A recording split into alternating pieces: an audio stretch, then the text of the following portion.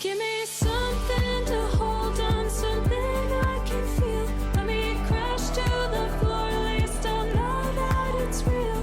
Rock bottom is scary if you've never been before. 'Cause it's easy to lose yourself on the way down. Let me get to the part where I hit solid ground. If I know where I am, then I can start to heal. Give me something I can feel.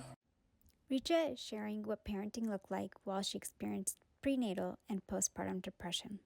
Experiencing both prenatal and postpartum depression is called perinatal depression. A visual description of what Kriti and Richa are wearing is Kriti is wearing a black cardigan over a blue top with polka dots. Richa is wearing a lavender sweatshirt with many flowers. Kriti and Richa are sitting on a beige couch with blue pillows to their sides. Welcome to Breaking Barriers with KR. Yes. Oh, you really did. Welcome back, everyone. Last time around, we talked about the parenting journey and how being hard of hearing and also being a parent of 2 children and how that journey went about. Today, we're going to ask Richa about her parenting journey, as a mom who was diagnosed with depression. Let's backtrack a little bit, and maybe we want to know, me and the listeners, what was it like with parenting before even mental health conditions came about? Before, I loved playing with my son. I loved taking him to the playground. I loved doing play dates, meeting with other moms, other dads, and then just having our kids play together. And I loved chasing him, playing tag, playing cars. He was in the big car phase for a long time. So that's the stuff that I really enjoyed about being a mom. Okay. And for those that really know me, the science experiment part came a little later. He was too young at that point Yeah. to need to tap into that passion yet. My kids know Richa Auntie as somebody who is going to be, doing these magical science experiments, which is amazing. I mean, you're enjoying parenting. And then obviously you had mentioned that when you were about 7 to 8 months, into your pregnancy, that's when all the symptoms kicked in, when you didn't know that it was mental health conditions that you were, going to be diagnosed with. How was it when you were parenting at that point? At that point, I was going through symptoms that I've never dealt with before. I was exhausted, insomnia, and I was not there for M as much as I had been. I felt like I was a hazard. In previous episode, I mentioned that I ran a red light, and who knows? I mean, we got lucky that there was no car coming by, and I would just walk away from reading books to him because I was just feeling too anxious and I couldn't sit still. I would scare him with any outbursts that I would have with my temperament, and I definitely was a different parent, and I don't know if he even remembers that time, but I know that I changed as a parent. What you are describing seems to be strikingly different from what it was like when, as you mentioned, your baseline. What happened when D was born? Okay. M was at my in-laws' house. Okay. And I remember coming back from the hospital after D was born, and I remember saying that I didn't want M to come back home. I was not ready to have 2 kids under the roof with my husband and me, and I also did not feel connected to D in any way whatsoever, and it was bizarre because that definitely didn't happen with my first one. I was very fortunate to feel connected to him right away, but with D, I just really felt like I was there for her survival. How did you look at yourself at that point? I was so consumed by the idea that I wasn't sleeping. So when I would share with people what I was going through, they'd be like, yes, that is hard to have postpartum depression. And then they would talk about not feeling feeling guilty about not feeling connected to their kids.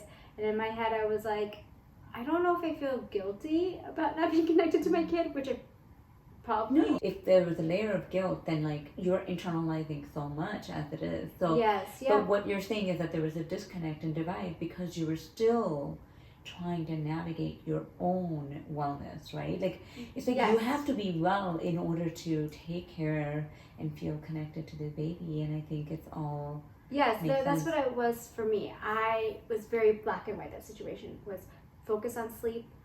I need sleep.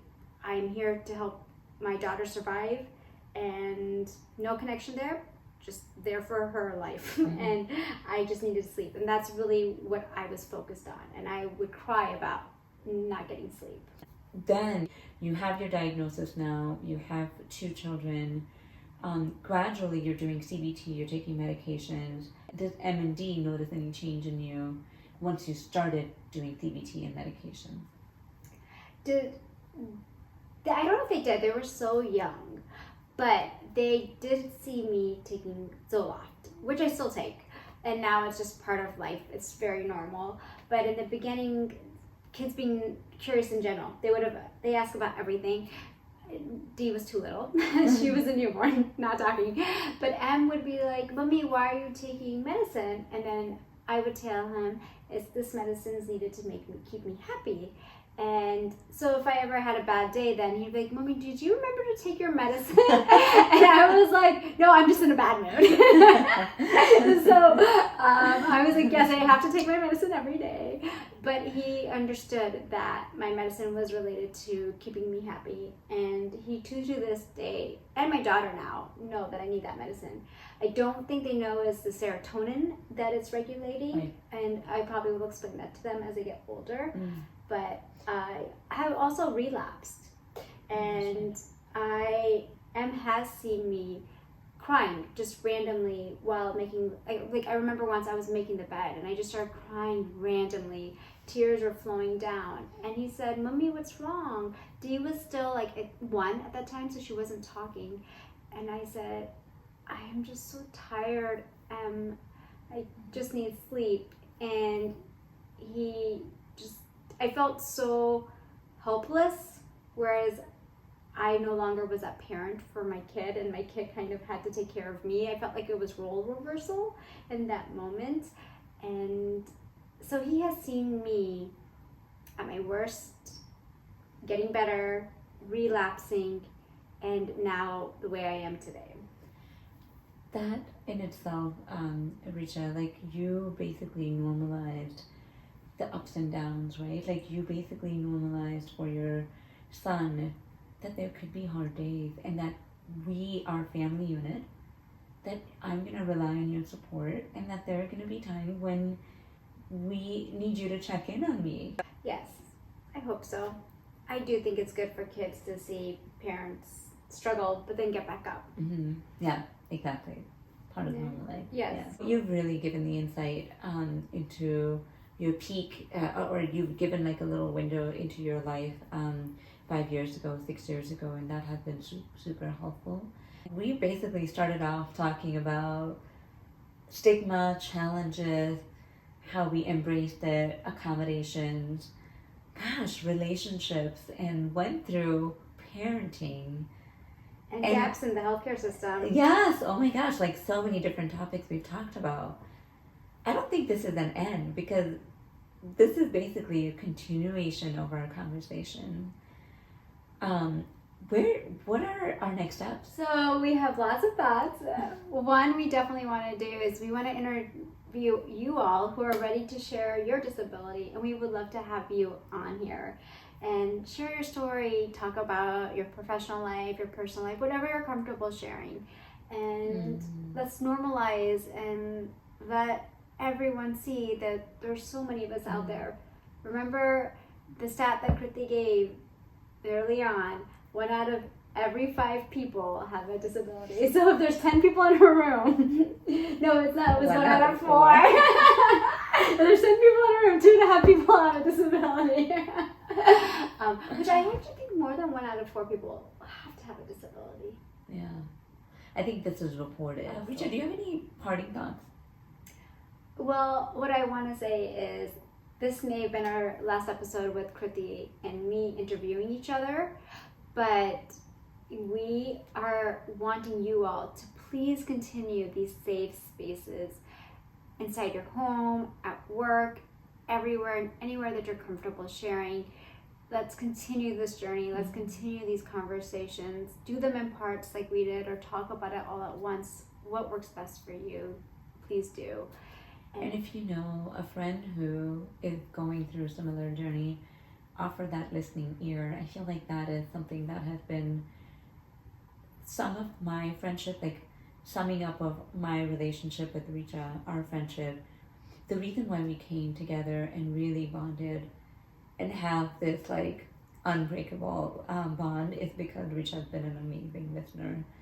She's listened to my struggles, my vulnerable moments, and given me the support I needed. And so if you don't have a disability, you can be the support for somebody else who's going through a rough patch, and hold their hand and tell them that they're there for you. I think that's one of the beauty of doing this. I feel very lucky that you trusted me, and it's really amazing that I got to. I can't believe this is over. This is crazy. Yeah. But I mean, it's not over, but it's gonna be like the end. Yeah, To be continued. end to another beginning. Yeah. Well, we can't wait to see you all next time with our next steps. Yes. And we will see you soon.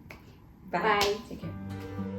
Thank you to Mandy Harvey for giving us permission to use her song Something I Can Feel in our intro.